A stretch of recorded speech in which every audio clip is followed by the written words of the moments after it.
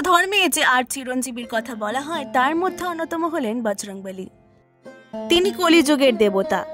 মনে করা হয় আজও পৃথিবীতে বজরংবলী জীবিত রয়েছেন।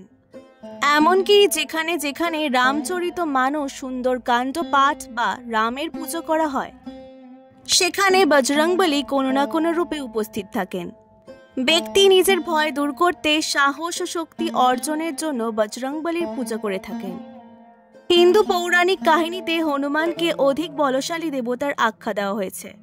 তবে বজরংবলীর সম্পর্কে বেশ কিছু কথা আমরা এখনো জানি না। বজরংবলীর সঙ্গে জড়িত 10টি চমকপ্রদ তথ্য তুলে ধরা হলো এখানে। ১. 5 ভাই ছিলেন বজরংবলী। আপনারা হয়তো জানেন না যে বজরংবলীর আপন 5 ভাই ছিলেন। এই 5 ভাই বিবাহিত ছিলেন। ব্রহ্মাণ্ড পুরাণে এর উল্লেখ পাওয়া যায়। এই পুরাণে বজরংবলীর পিতা কেসরী ও তার বংশের বর্ণনা পাওয়া যায়। এই পুরাণ অনুযায়ী বানররাজ কেশরীর 6 পুত্রের মধ্যে সবচেয়ে বড় ছিলেন হনুমান। বজরংবলীর ভাইয়ের নাম হল মতিমান, শ্রুতিমান, কেতুমান, গতিমান ও ধৃতিমান। এই ভাইয়েরা বিবাহিত ছিলেন ও এদের সন্তান সন্ততিও ছিল।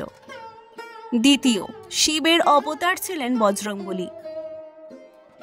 একদা স্বর্গে বসবাসকারী অপ্সরা অঞ্জনাকে ঋষি অভিশাপ দেন যে তিনি যখনই কাউকে ভালোবাসবেন তার মুখ বাদরের মতো হয়ে যাবে। তখন তিনি ব্রহ্মার কাছে সাহায্য প্রার্থনা করেন। ব্রহ্মার আশীর্বাদে তিনি পৃথিবীতে মানব রূপে জন্মগ্রহণ করেন। পরবর্তীকালে বানররাজ কেশরীর সঙ্গে প্রেম করেন অঞ্জনা। পরে তারা বিবাহ করেন। শিবের পরম ভক্ত ছিলেন অঞ্জনা। অঞ্জনার ভক্তিতে প্রসন্ন হয়ে তার গর্ভ থেকে পুত্ররূপে জন্মগ্রহণ করার আশীর্বাদ দেন।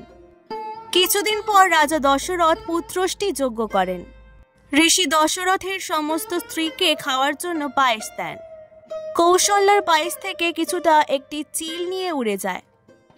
শিবের আদেশে পবনদেব সেই পায়েস ধ্যানমগ্ন অঞ্জনার হাতে ফেলে দেন। সেটিকে শিবের আশীর্বাদ ভেবে গ্রহণ করেন অঞ্জনা। এর ফলে শিবের অংশরূপে জন্মগ্রহণ করেন পবনপুত্র হনুমান। তৃতীয়, বজরংবলীর নাম হওয়ার কারণ কি? সীতাকে সিঁদুর লাগাতে দেখে অঞ্জনী পুত্রের মনে প্রশ্ন জাগে যে সীতা প্রতিদিন এটি কেন লাগান। জানকীর কাছ থেকে হনুমান উত্তর পান যে সিঁদুর লাগালে রামের আয়ু বাড়বে। তখন হনুমানও নিজের সারা শরীরে সিঁদুর লাগিয়ে নেন। আর ধারণা এর ফলে রামের আয়ু বহুগুণ বৃদ্ধি পাবে। সিঁদুরের অপর নাম বজরং। সেই দিনের পর থেকে হনুমানকে বজরংবলী নামে ডাকা শুরু হয়। ঠিক এই কারণে বজরংবলীর পুজোতে সিঁদুর নিবেদনের রীতি প্রচলিত। চতুর্থ, সংস্কৃতে হনুমানের অর্থ বিকৃত চোয়াল। সংস্কৃতে হনুর অর্থ চোয়াল ও মানের অর্থ বিরূপিত করা। বজরংবলীর ছোটবেলার নাম ছিল মারুতি। একদা মারুতি সূর্যকে ফল ভেবে খেয়ে ফেলেন। এর ফলে সমগ্র জগতে অন্ধকার হয়ে যায়।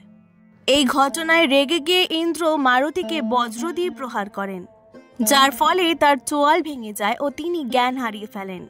এই ঘটনার পর থেকে মারুতি হনুমান নামে প্রসিদ্ধি লাভ করেন।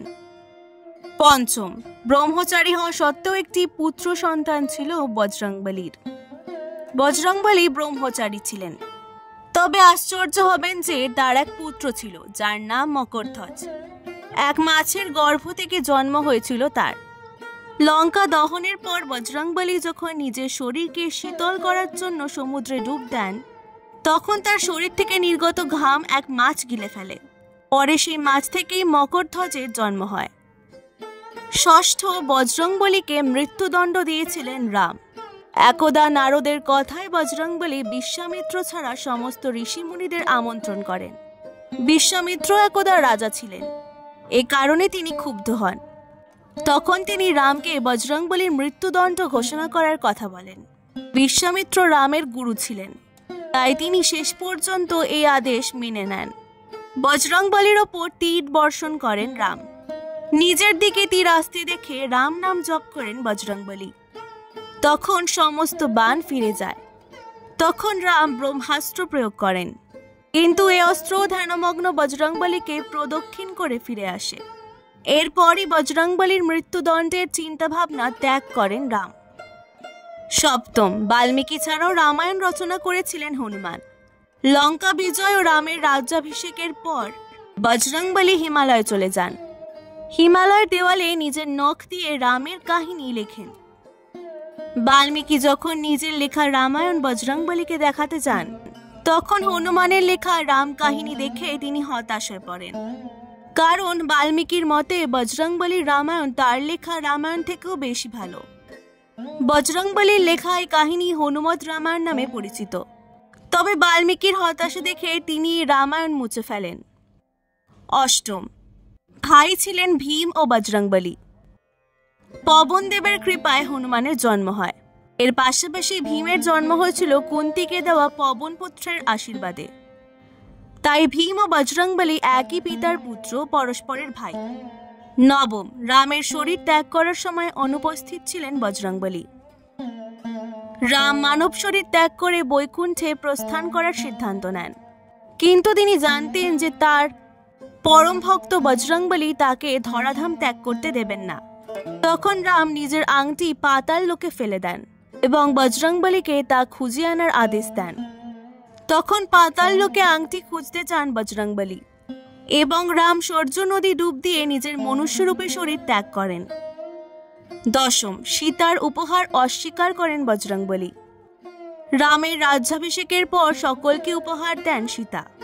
তখন তিনি বজরংবলীকে এক সুন্দর মুক্তোর হার দেন, কিন্তু বজরংবলী সেই হারের প্রতিটি মুক্তো ভেঙে তাতে রামের ছবির খোঁজ করতে থাকেন।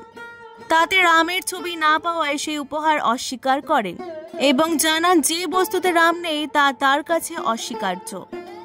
তারপর তিনি নিজের বুক চিরে সকলকে দেখান যে তার মনে রাম সীতা বাস করেন। এই ছিল বজরংবলীর কিছু অজানা কাহিনী। আজকের ভিডিওটি ভালো লাগলে অবশ্যই পুরাণ গল্পকথাকে সাবস্ক্রাইব করে দেবেন। অনেক অনেক ধন্যবাদ।